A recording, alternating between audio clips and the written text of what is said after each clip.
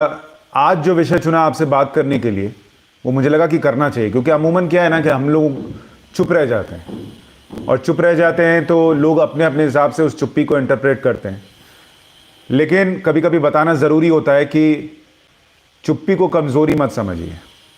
इंसान चुप तब रहता है जब वो सोचता है कि क्यों बेकार की एनर्जी वेस्ट करनी, चलो जो देश के लिए अच्छा किया जा सकता है उसमें फोकस रखते हैं, उस पर फोकस रखते हैं। लेकिन कुछ लोग इसको कमज़ोरी समझने लगे हैं और इसीलिए बताना ज़रूरी है कि ऐसे ही चुप नहीं है हम।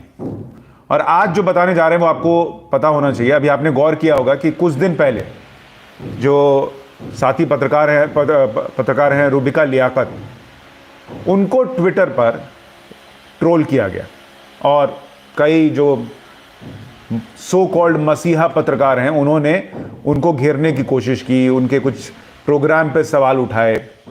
हालांकि रूबिका ने भी जवाब दिया, जो कि अमूमन हम लोग करते नहीं हैं, छोड़ देते हैं, ठीक है भाई चलिए रहने दीजिए, लेकिन उसको लगा और उसने जवाब दिया, ठीक है अच्छी बात है। लेकिन रूबिका के साथ जो हुआ, ठीक उसके बाद रोहित सरदाना के साथ हो गया। अब रोहित सरदाना का एक वीडियो वायरल किया जा रहा है और उसके बाद आज तक से ये अपील की जा रही है, कहा जा रहा है कि इसको कैसे रखा हुआ है, इसको हटाओ, नौकरी से निकालो और ये और वो जो भी चीज़। अब ये रूबिका सरदाना ये अचानक से क्यों बन रहे हैं निशाना, ये मैं आपको समझाऊं। उससे पहले आपको बताता हूं कि अगर मान लीजिए आपने ट्विटर पर नहीं देखा तो आपको बता दूं कि रोहित सरदाना ने क्या कहा था उस वीडियो में और उसको लेकर हंगामा क्यों हुआ। दरअसल रोहित सरदाना ने एक वीडियो, क्योंकि वो अमूमन कई बार हम लोग जैसे मैं लाइव में बात कर रहा हूं तो वैसे ही वो भी लाइव करते हैं, और उसमें उन्होंने एक शौकत अली उन्होंने सवाल पूछा कि और उन्होंने, रोहित सरदाना ने सवाल पढ़कर बताया, उन्होंने कहा कि शौकत अली कह रहे हैं कि आपकी नज़र में किसान खालिस्तानी है तो आपका नेता मोदी इन सबको जेल में क्यों नहीं डालता। शौकत अली का सवाल है रोहित सरदाना से कि अगर आपकी नज़र में किसान खालिस्तानी है तो आपका नेता मोदी, शौकत अली का नहीं, आपका नेता मोदी जेल में क्यों नहीं डाल देता किसानों को। सरदाना ने सिंपल जवाब दिया, उन्होंने कहा कि पहली बात तो शौकत अली, मोदी आपका भी नेता है, अगर नहीं है तो आप पतली गली लेकर निकल लें उधर बगल में। और दूसरा, मैंने तो कभी नहीं कहा किसान खालिस्तानी है, लेकिन कोई वहां बैठकर किसान की आड़ में खालिस्तान का झंडा फहरा रहा है तो उसको भी पकड़ेंगे कि नहीं पकड़ेंगे, ये रोहित सरदाना ने पूछा। हंगामा किस बात पर हुआ, इस लाइन पर जो उन्होंने शुरुआत में कहा कि शौकत अली, मोदी आपका भी नेता है, अगर नहीं है तो आप पतली गली लेकर निकल लें उधर बगल में। अब पहली बात तो रोहित सरदाना ने कुछ भी ऐसा नहीं कहा जिस पर कि विवाद होना चाहिए। पतली गली पकड़कर निकल लो, ये बहुत सिंपल मुहावरा है, बहुत ही सिंपल मुहावरा, जो किसी भी अरे गहरे को कह दिया जाता है जो दिमाग खराब कर रहा हो या जिसको देखकर आपको लग जाए कि ये जो है ये एक ट्रोल है, ये सिर्फ ट्रोलिंग करने आया है और इसका और कोई मकसद नहीं है, तो आप कहते हैं अरे यार पतली गली पकड़ो और निकल लो। रोहित सरदाना ने सिंपल वही बात कही कि आप पतली गली लेकर निकल लें उधर बगल में, और कुछ भी नहीं कहा। अब ये बगल में का मतलब सीधा कुछ लोगों को लगा कि रोहित सरदाना कह रहे हैं कि आप पाकिस्तान चले जाइए। एक तो भारत के आसपास बगल में और बहुत सारे राष्ट्र हैं। अगर वाकई रोहित सरदाना को लग भी रहा था कि किसी शौकत अली को कहीं चले जाना चाहिए, अगर, तो हो सकता है वो श्रीलंका भी कह रहे हो, थोड़ा और मालदीव्स, मॉरिशस कह रहे हो, बीच के किनारे बैठकर थोड़ा आनंद लीजिए, छुट्टी मनाकर आइए तो आपको अच्छा सुकून महसूस होगा। लेकिन लोगों ने जबरदस्ती टारगेट करने के लिए इसको सीधा पाकिस्तान से जोड़ दिया कि रोहित सरदाना कह रहे हैं कि पतली गली से उधर बगल में निकल लो, मतलब पाकिस्तान चले जाओ। क्यों? क्योंकि पूछले माले का नाम शौकत अली है। रोहित सरदाना ने तो कुछ भी नहीं कहा कि किसी देश का नाम लिया हो, देश का तो नाम छोड़िए, किसी जगह का भी नाम नहीं लिया कि कहां चले जाओ। ये आपका अटैचमेंट क्यों है कि आपको लगता है कि किसी ने कह दिया पतली गली पकड़कर निकल जाओ तो वो पतली गली सीधा पाकिस्तान जाती है। वो ये जो दिमाग के अंदर आपकी गलियां संकरी हो गई, इनको थोड़ा खोलिए, इनको थोड़ा बड़ा कीजिए ना। एक मुहावरा कि पतली गली पकड़कर निकल लो, या एक छोटा सा सेंटेंस भी आपको सीधा पाकिस्तान पहुंचा रहा है, तो यहां गली संकरी हो गई है, इसको थोड़ा खोलिए, बड़ा कीजिए। और दूसरी बात कि जो एजेंडा चलाते हैं ना, वो इसी तरीके से दिमाग में बातें भरते हैं ओहो देखो सरदाना ने कह दिया पतली गली पकड़ के निकल लो बगल में मतलब पाकिस्तान भेज रहा था, मतलब ये जो है चाहता है कि देश के मुसलमान पाकिस्तान चले जाए। ये बीते 6 साल से खास तौर पर, लेकिन उसके पहले भी चला है, लेकिन बीते 6 साल से इसी तरीके से चल रहा है। पहले नेताओं पे किया गया, अब जो है वो आप पत्रकारों को भी इसमें शामिल कर रहे हैं। और दूसरी बात कि अगर रोहित सरदाना ने कह भी दिया कि मोदी आपके भी नेता हैं, तो इसमें क्या बुरा है? अब अगर मान लीजिए घर में लड़का लव मैरिज कर रहा हो, लव मैरिज जब तक नहीं हुई है तब तक आप बहुत सारी बातें कह सकते हैं लड़की को कि पसंद नहीं है, ये है वो है, लेकिन जब आ गई तो घर की बहू है, क्योंकि शादी हो गई है। शादी के बाद तो बहू ही कहेंगे ना, थोड़ी कहेंगे कि जाओ उस फलाने लड़की को बोलो कि चाय बना के दे। बहू को चाय बना के देने बोलेंगे। तो मोदी आपको पसंद हो ना हो, वो देश के प्रधानमंत्री हैं, मानना पड़ेगा। और जितने रोहित सरदाना के हैं, जितने सुशांत सिन्हा के हैं, उतने ही शौकत अली के हैं। आप जब इस तरीके से बात करेंगे कि तुम्हारे नेता ने क्यों नहीं जेल में डाल दिया, तो सामने वाले से भी बहुत प्यार और सौहार्द के जवाब की उम्मीद मत कीजिए ना। हालांकि उन्होंने बड़े प्यार से दिया, मैं होता तो शायद कुछ और कहता, लेकिन उन्होंने बड़े प्यार से कहा कि पतली गली पकड़ के निकल लो। लेकिन एजेंडा अब उसमें भी देखिए, आज तक को टैग कर करके ये कहा जा रहा है कि रोहित सरदाना को नौकरी से निकाल दीजिए। क्यों भैया? ये क्या चिंटू और बबलू का खेल चल रहा था कि बबलू ने पीट दिया तो चिंटू सीधा गया, अंकल अंकल बबलू जो है उसने पीट दिया है, अब आप इसको थप्पड़ मारिए। रोहित सरदाना एक स्वतंत्र पत्रकार हैं, उन्होंने जो कहा वो किया, जो उनको लगा उन्होंने कहा। तो इसमें नौकरी से निकालने की बात कहां से आ गई? आपको देश से निकालने की बात नहीं हुई, लेकिन आप दूसरे को नौकरी से निकालने की बात कर रहे हैं। क्यों? ऐसे ही कुछ दिन पहले रुबिका लियाकत के साथ हुआ, आपको बताता हूं, उनका भी पढ़ के बताता हूं। अच्छा, रुबिका पे जाऊं उससे पहले मैं थोड़ा कमेंट्स पढ़ रहा था जिन्होंने रोहित सरदाना के लिए लिखा। उसमें एक रोगी बैद्यनाथ ने लिखा कि इन एंकर्स के साथ बिग बॉस कैसा रहेगा जिसमें रवीश कुमार सलमान खान की भूमिका में हो। मैडम मैं आपको बता दूं कि अगर कोई बिग बॉस होगा जिसमें रोहित सरदाना हो, रुबिका लियाकत हो और दूसरे एंकर्स हो, और उसमें अगर आप रवीश कुमार को सलमान खान बना दीजिएगा, तो भी वो आदमी रवीश कुमार कुंठा में मर जाएगा इस बात के लिए कि इन लोगों को ज्यादा समय क्यों दिखा रहे हैं, मुझे क्यों दिखा रहे हैं, और इन लोगों को घर में अच्छा बिस्तर क्यों मिला हुआ है, और इनको खाना क्यों इस तरीके का मिल रहा है, और ये तो घर में रह के ऐश कर रहे हैं और मुझे हफ्ते में सिर्फ 2 दिन दिखाया जा रहा है। इतनी कुंठा है उनमें। जो आदमी अर्नब गोस्वामी को जेल भेजे जाने के लिए जब पुलिस लगाई गई और पुलिस वहां गई और उस आदमी को अर्नब गोस्वामी की बैल्कनी दिख रही थी, अर्नब गोस्वामी के साथ क्या हो रहा था ये नहीं दिख रहा था, उनको लाखों की और करोड़ों के घर की बैल्कनी दिख रही थी, जबकि खुद की तनख्वाह लाखों में है, उनकी धर्मपत्नी भी लाखों में कमाती हैं, तो खुद भी करोड़ों का घर खरीद लीजिए ना, बैल्कनी खरीद लीजिए, बैल्कनी वैसी बैल्कनी वाला घर।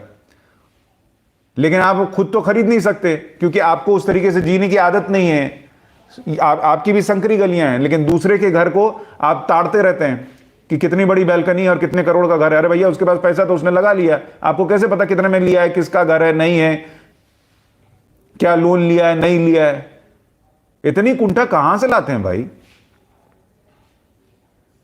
और इतना ही अगर बैल्कनी देखने का शौक है रवीश कुमार को, तो GK1 में NDTV का जो ऑफिस है उसके जस्ट बगल में डॉक्टर प्रणव रॉय का भी घर है, बंगला है।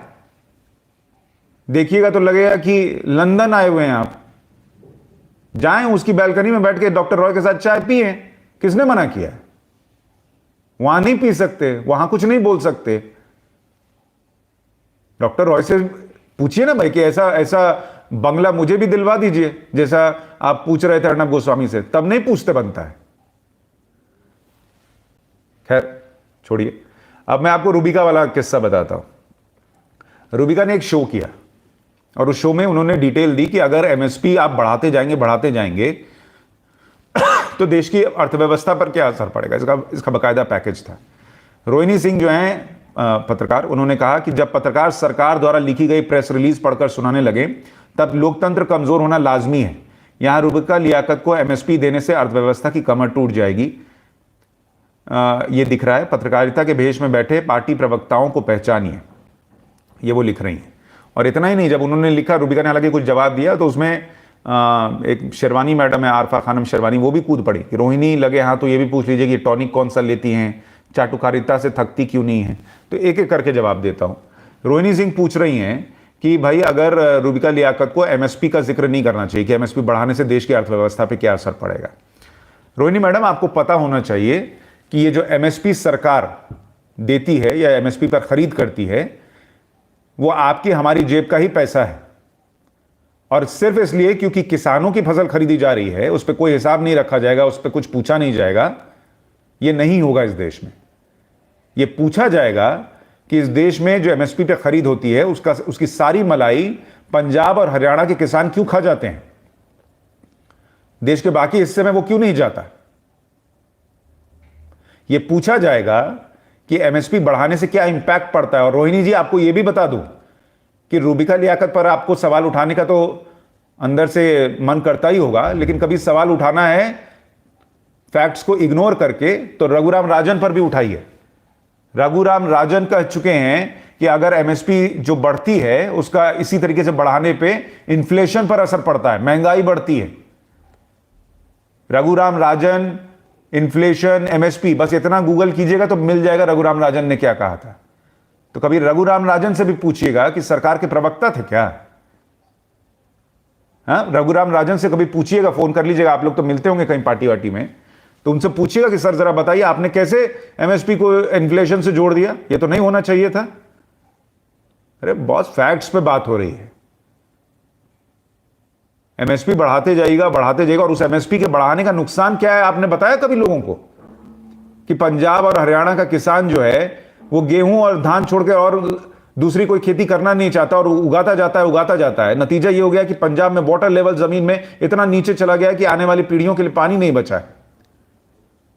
लेकिन कोई पूछ देगा और बता देगा तो आप जैसे पत्रकार जो है वो छाती पर चढ़ जाएंगे, गला दबा देंगे कि अरे भाई, किसान के बारे में ऐसा कैसे बोल दिया, एमएसपी को लेकर ऐसा कैसे बोल दिया। और ये जो शेरवानी मैडम कह रही थी कि कौन सा टॉनिक रूबिका लेती हैं, रूबिका जो है ना वो राष्ट्रवाद का टॉनिक लेती हैं, देशभक्ति का टॉनिक लेती हैं, और इसीलिए देश के हित में बात करती हैं। क्योंकि देश जो है ना वो सतत रहता है, सत्ताएं आती जाती रहती हैं, पार्टियां आती जाती रहती हैं। इस देश में किसान रहेगा, और वो किसान अरुणाचल प्रदेश का भी हो सकता है, बिहार का भी हो सकता है, केरल का भी हो सकता है, पंजाब और हरियाणा का भी हो सकता है। तो बात सबकी होगी, सिर्फ उस लॉबी की नहीं होगी जो आपको समर्थन करता हो। आप कभी अपने अंदर झांक के देखिए आप लोग कि आप लोग कौन सा टॉनिक लेते हैं, कि आपको हर चीज में धर्म दिखता है। क्यों कुछ लोग जो है वो दिल्ली दंगों में शाहरुख को जो है वो कोई मिश्रा जो रिपोर्टिंग हुई थी उसके बाद क्या हुआ था, कभी बताइएगा लोगों को। अब मैं आपको बताता हूं कि ये सब हो क्यों रहा है, इसको भी समझिए। दरअसल बीते 6 साल में एजेंडे के तहत एक कहानी गढ़ी गई गोदी मीडिया की। आप जब भी कोई फैक्ट रखेंगे ना, तो अब वो फैक्ट का काट क्या है, क्योंकि वो तो फैक्ट है, अब आप उसको कैसे काटेंगे। तो उसको काटने का तरीका यह है कि सामने वाले को विलन बताओ, और वो विलन कोई एक दिन में तो बनेगा नहीं। तो इसीलिए बीते 6 साल में धीरे धीरे धीरे धीरे यह किया गया कि हम जो झूठ बोल रहे हैं उसको दुनिया के सामने एक्सपोज कर देने वाला दरअसल गोदी मीडिया है। क्योंकि जब आप सीए पे झूठ बोलें, जब आप एनआरसी पे झूठ बोलें और एक तबके को यह समझाएं कि तुम सबको उठाकर निकालकर पाकिस्तान भेज दिया जाएगा, और जब हम लोग जाकर समझाएं कि ऐसा कुछ नहीं है उस बिल में, और आप बिल की बातें बताएं, कानून की बातें बताएं, तो आपका एजेंडा तो ध्वस्त हो जाएगा, क्योंकि आपको तो नरेंद्र मोदी का विरोध करना है। तो इसलिए आपको सामने वाले को ही विलन बता देना कि ये आपका भला सोच ही नहीं सकता, ये तो सरकार का भला सोच रहा है। लेकिन मैं तो उन लोगों पे आश्चर्य करता हूं जो इनसे पलट के सवाल नहीं पूछते कि बताइए सीए और एनआरसी पे जो आपने हमारे दिमाग में भरा उसका क्या हुआ। कृषि बिल पर इतनी सारी चीजें सामने हैं, उसके बारे में न बताकर अब जब सरकार यह भी कहने को कह रही है, यह भी करने को तैयार हो गई कि एमएसपी लिखित में दे देंगे, मंडियां नहीं जाएंगी, ये दे देंगे, ये कर देंगे, आप जो प्राइवेट मंडियां हैं उन पे भी टैक्स लगा लीजिए, आपको अगर कोर्ट में जाना है आप वो कर लीजिए। ये सब बातें बताने की बजाय आप उनको हवा दे रहे हैं, उनकी आग में घी डाल रहे हैं। और वहां जब लोग शर्जील इमाम और उमर खालिद और बरबर राव इन लोगों की तस्वीरें लेकर बैठे हैं। वो जो किसान महिलाएं बैठी हैं, उनको पता होगा क्या कि कौन बरबर राव है? उनको पता होगा कि बरबर राव जो है वो बोलते हैं कि नक्सली जो है उनके हमले में सीआरपीएफ के जवान मर गए, तो सीआरपीएफ के जवान वहां कर क्या रहे थे? मतलब वो जस्टिफाई करते हैं उस हमले को। उनको पता होगा कि उमर खालिद है कौन और ये शर्जील इमाम ने कहा क्या है, देश को कैसे काट देना है। आपने उनके हाथ में पकड़ा दिया, और जब हम लोग ये पूछ रहे हैं तो तिलमिलाहट होगी ना। तो कभी कोई सरदाना निशाने पर आएगा, कभी कोई रिबिका लियाकत आएंगी, कभी कोई सुशांत सिन्हा आएगा, कभी कोई सुधीर चौधरी आएंगे, कभी कोई अर्नब गोस्वामी आएगा। ये चीजें होंगी। आप लोगों को भी समझना है कि ये क्यों हो रहा है, और ये वीडियो मैं इसीलिए बना रहा हूं कि ये धीरे धीरे बढ़ेगा, इनकी बौखलाहट बढ़ेगी। मैंने तो कहा था 2019 में अगर नरेंद्र मोदी जीत गए तो कुछ लोगों की हालत तो ऐसी होगी कि वो मानसिक संतुलन खो बैठेंगे। एक वो जो जोकर है, क्या कॉमेडियन, जो क्या नाम है उसका, जिसने अभी मिडिल फिंगर दिखाया है चीफ जस्टिस को, दाढ़ी वाला, कुणाल कामरा, उसकी आप हालत समझिए कि मानसिक संतुलन किस हद तक गड़बड़ा गया है कि लोग अब जो है वो जजेस को मिडिल फिंगर दिखा रहे हैं। और ये होगा आने वाले सालों में और बढ़ता जाएगा। और देखिए, एक चीज ये याद रखिएगा कि जैसे कोई राजनीतिक पार्टी धीरे धीरे खत्म हो गई क्योंकि वो जनता से कनेक्ट नहीं कर पाई, वैसे ही ये पत्रकार, सो कॉल्ड मसीहा पत्रकार, ये धीरे धीरे खत्म हो रहे हैं। और ये इनकी बौखलाहट है। इतने सालों से एक फोन लगा लेने पर किसी को लोन दिलवा देने से लेकर, और कैसे कैबिनेट में किसको कौन सा मंत्री पद मिलेगा ये तय करने वाले पत्रकारों को जब घर पर इस बात से मन मारकर बैठना पड़े कि उनके हाथ में कुछ नहीं है, वो कुछ कर नहीं पा रहे, तय नहीं कर पा रहे सरकार कैसे चलेगी और नहीं चलेगी, प्रधानमंत्री उनसे मिल नहीं रहे हैं, उनको अपने प्लेन में बैठाकर ले जा नहीं रहे हैं विदेश दौरे पर, और वहां पर महंगी महंगी शराब नहीं मिल रही है, तो उन पत्रकारों को दर्द तो होगा, तकलीफ तो होगी। लेकिन उनकी तकलीफ से कहीं बड़ा है इस देश का आगे बढ़ते जाना। और इसीलिए हमारे जैसे लोग सामने आएंगे, बोलेंगे, हमें गालियां दी जाएंगी, लेकिन हमारे लिए आप जैसे लोग जो समर्थन करते हैं, ये प्रोटेक्टिव लेयर की तरह है। और इस लेयर को खत्म मत होने दीजिए। आप खुद तय कीजिए कि कौन। मैं तो कह रहा हूं, हम पे भी आंख मूंद कर विश्वास मत कीजिए, किसी पर मत कीजिए, किसी XYZ पर आंख मूंद कर विश्वास मत कीजिए। जो हम कहते हैं, जो वो कहते हैं, दोनों को सुनिए, समझिए, और उसके बाद तय कीजिए कि कौन क्या कह रहा है।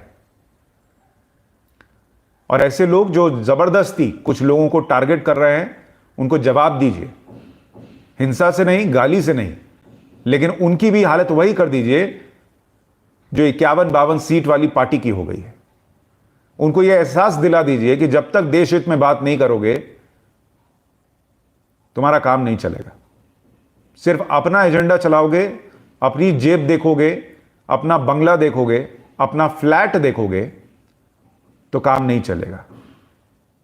बात तो देश की करनी पड़ेगी बॉस, नहीं तो कोई ना कोई तो आगे आकर आपको एक्सपोज करता रहेगा। इस वीडियो में इतना ही। आप लोग जुड़े, बहुत बहुत धन्यवाद। नमस्कार।